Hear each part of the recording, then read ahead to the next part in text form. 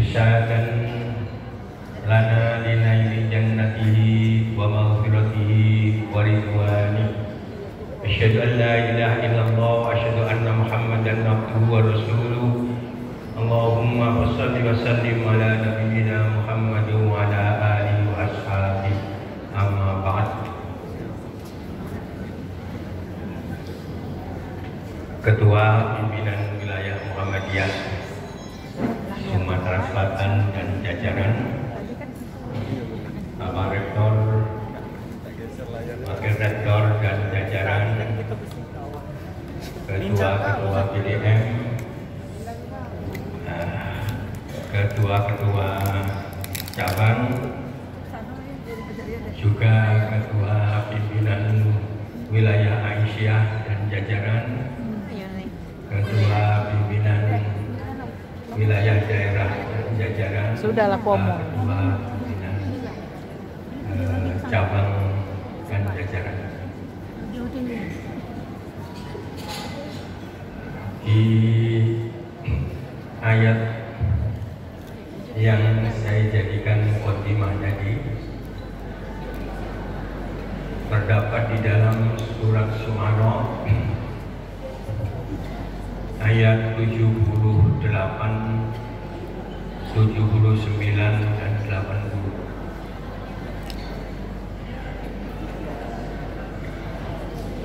Dan ini sebagian dari perkataan Nabi Ibrahim yang diabadikan oleh Allah di dalam Al-Quran.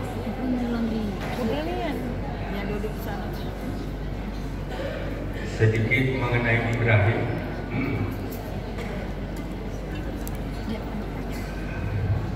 Kalau di ayat 80-nya dari ungkapannya wa idza maridtu fa huwa yashfin, kalau aku sakit maka Allah lah yang memberikan kesembuhan padaku.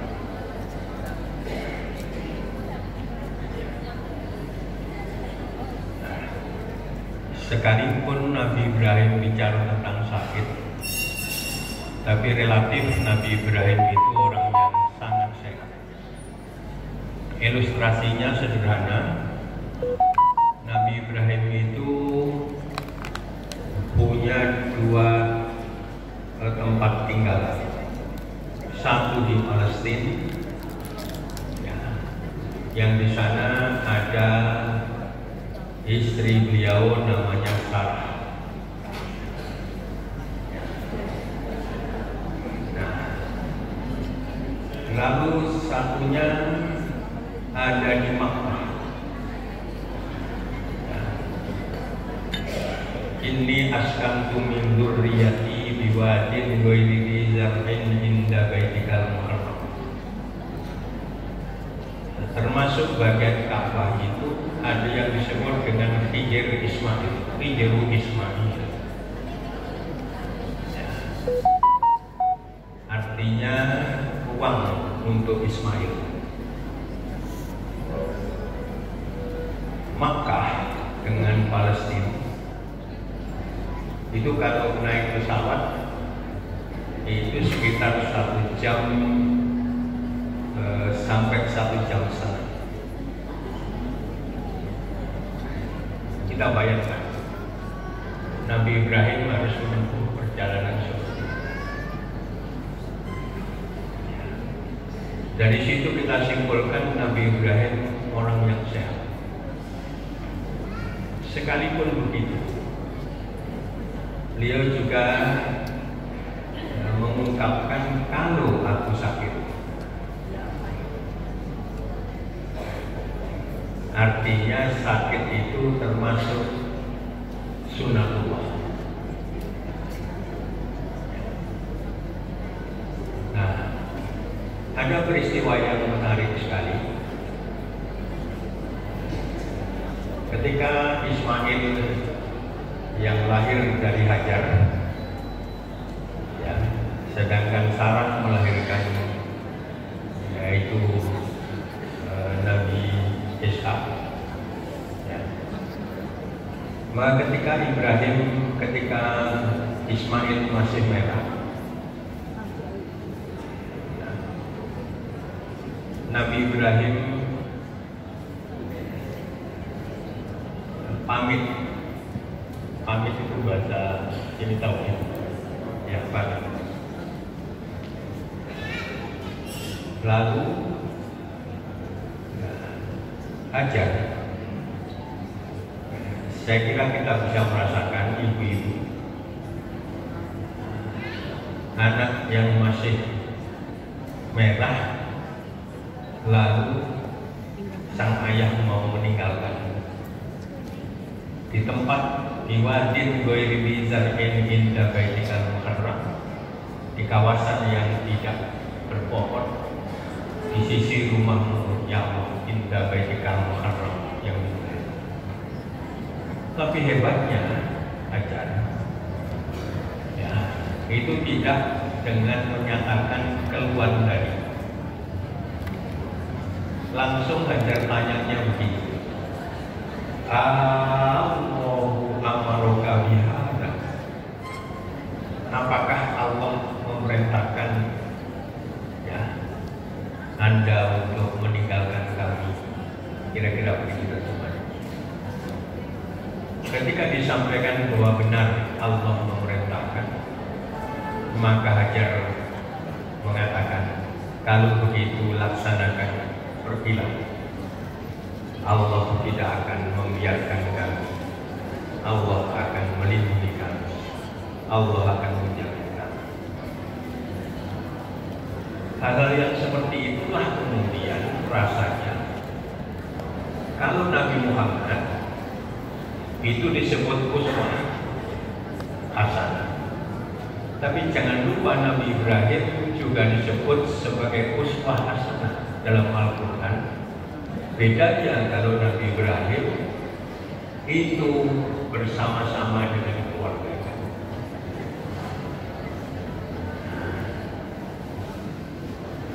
Kembali ke ayat tadi. Wa idza maridtu fa huwa yashfin, itu yang ke-80. Sakit itu kalau kita baca di bukunya Ibnu Sina ya, Ibnu Sina ini ya, usia 10 tahun hafal Al-Quran, lalu kiprah beliau dalam konteks ya, melahirkan kajian-kajian Islam sangat dahsyat. Hidup pada tahun 980, wafat pada tahun 1037. Usianya tidak begitu banyak. Beliau menulis Al-Qur'an Fitib. Ini karya beliau di bidang kedokteran. Tapi di samping itu beliau juga menulis Kitab Syifa, yang artinya buku tentang penyembuhan. Menariknya di dalam buku itu ada Kitabun Nafas, ada bagian yang membicarakan psikologi di samping kajian metafisika. Nah, di dalam Al-Qur'an Fitib disebutkan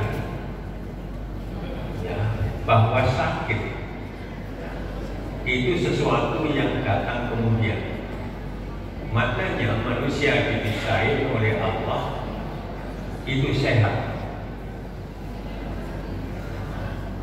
Nah, ketika ada sakit berarti ada sebab. Ya. Maka sebabnya tentu sebab itu ada lebih dulu, baru musabab. Karena itu kita tarik ayat 80 tadi ke ayat sebelumnya, ya, ke ayat sebelumnya. Ya. Alladzi huwa yut'imuni wa yasqi. Dialah Allah yang memberi makan aku dan yang memberi minum aku. Artinya ya, Allah memberikan makan dan memberikan minum kepadamu. Ya. Maka sebab yang paling dekat dengan sakit itu soal makan minum.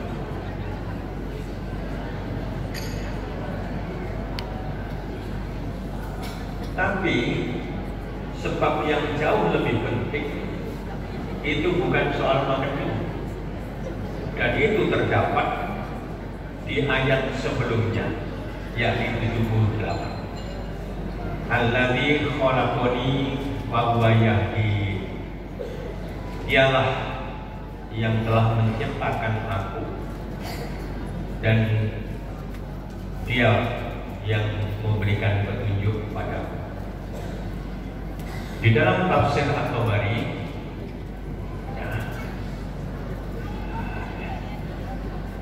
tidak ada tafsir tentang ayat itu di bagian alladzi khalaqani.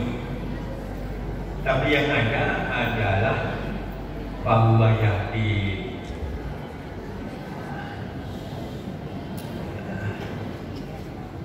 Maka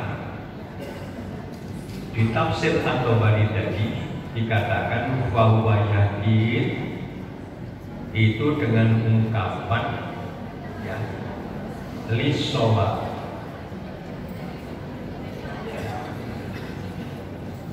fil qawli wal amal.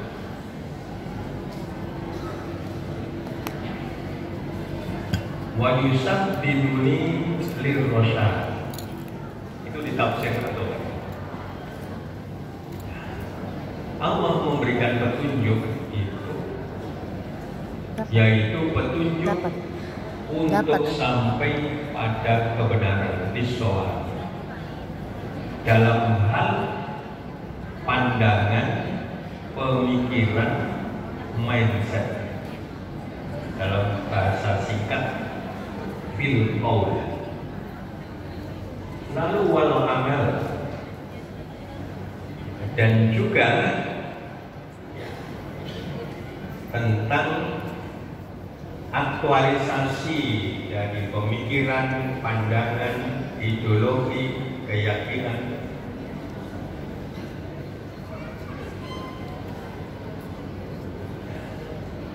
Lalu wayusat biduni pakai sin, bukan syin, lirrasyad, dan mengarahkan aku untuk menjadi orang yang cerdas.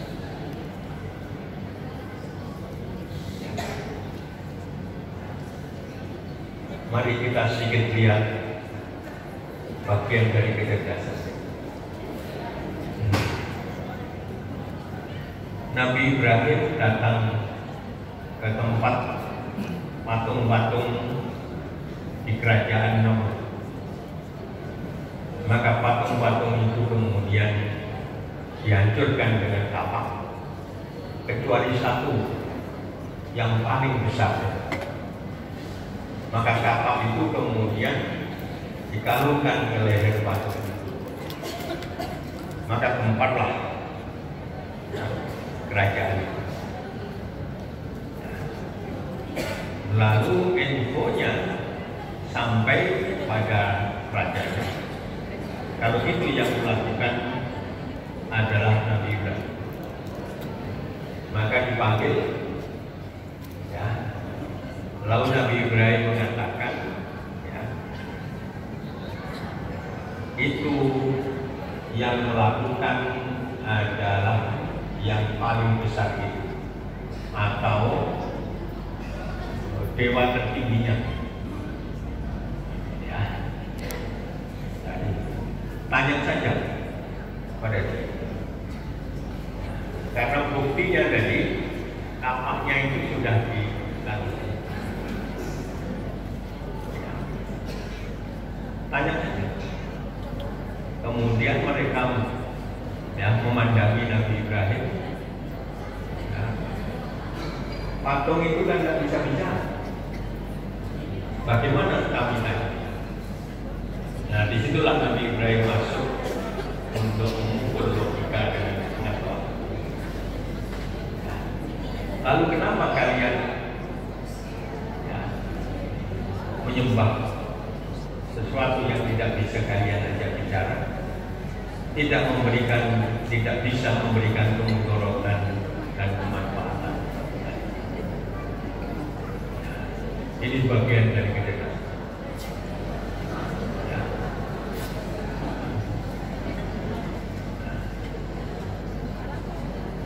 Tadi wayusat biduni lir rosyad. Tadi urutannya alladzi khalaqani wa huwa yahdi. Sekalipun begitu, tidak selalu hidayah itu datang sesudah proses penciptaan tadi itu selesai.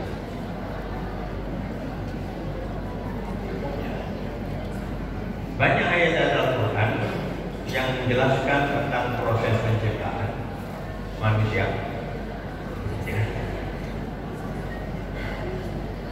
Ada yang proses itu terkait dengan Nabi Adam, ada yang proses terkait dengan keturunan Nabi Adam. Nah, kita tidak bicara mengenai proses penciptaan Nabi Adam, tapi keturunan. Itu terbentang dalam banyak ayat. Salah satunya terdapat di dalam surat Al-Mu'minun ayat 12, 13, dan 14. Dari 12, 13, dan awal 14 itu bicara tentang penciptaan fisik. Sedangkan di bagian agak akhir dari ayat 14-nya itu ada ungkapan umma ansha'nahu khalqan akhar. Kemudian kami sempurnakan, kami kembangkan, kami lanjutkan, sehingga penciptaan yang bersifat fisik tadi itu lalu menjadi khalqan akhar, menjadi makhluk yang berbeda. Di dalam tafsir At-Tabari sekali lagi itu disebutkan umma ansha'nahu khalqan akhar itu dengan ungkapan binafkir ruhi, dengan meniupkan ruh. Dalam hadis dikatakan itu terjadi ketika usia kandungan 120 hari. Mana yang lebih dulu? Fisik ataukah yang bersifat rohani tadi? Pastilah rohani diciptakan, roh itu bahkan disebut mirruhillah. Kalau dihitung dari segi fisik, kapan kita ini dimulai hidup?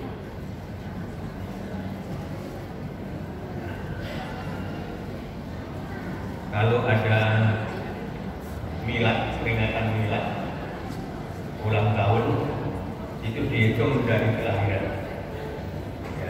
Kelahiran. Saya lahir bulan November tahun 54. Sekarang 71, kurang sedikit.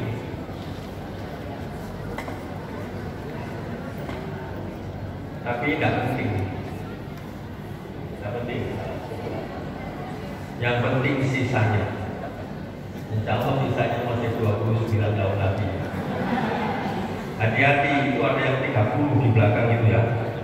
Kalau sisanya tinggal 2 hari gimana?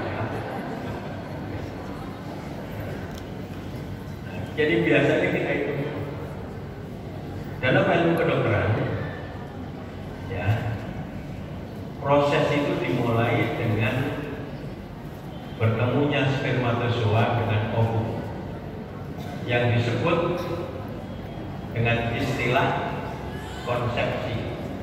Telah terjadi konsepsi, bertemunya ovum dengan telur. Bertemunya ovum dengan spermatozoa.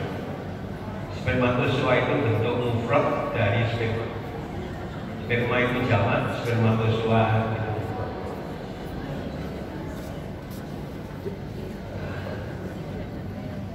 Lalu kapan hidup? Apakah ketika ini? Tidak.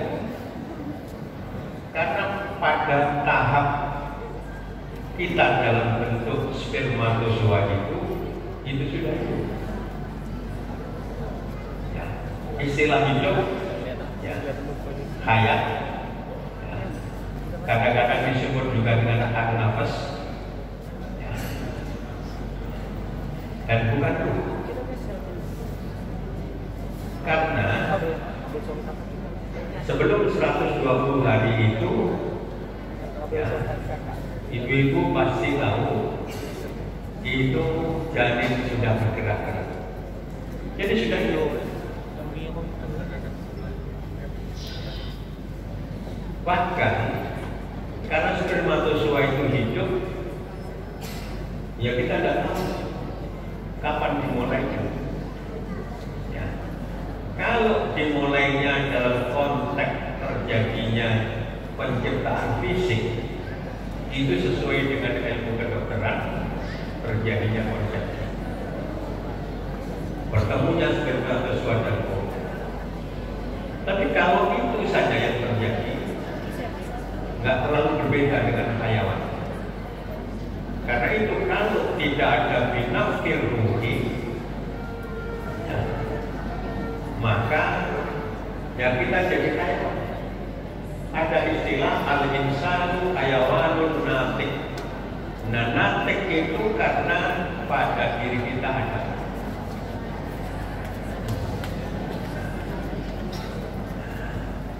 Artinya kita ini ada sebelum tubuh kita ini diciptakan, dan bahkan ketika itu, ya. Jadi ketika kita punya tubuh itu, kita hidup di alam fenomenal yang bisa diketahui dengan menggunakan panca indera. Karena kita punya tubuh. Nah, sebelum hidup pada masa fenomenal, kita hidup pada masa yang disebut dengan transcendental. Tubuh belum ada, tapi bagian rohani kita itu sudah ada. Maka disitulah kita telah diberikan hidayah oleh Allah. Di dalam surat Al-A'raf, ya, ayat 170, ada ungkapan alastu birabbikum qalu bala. Bukankah aku ini Rabbku? Maka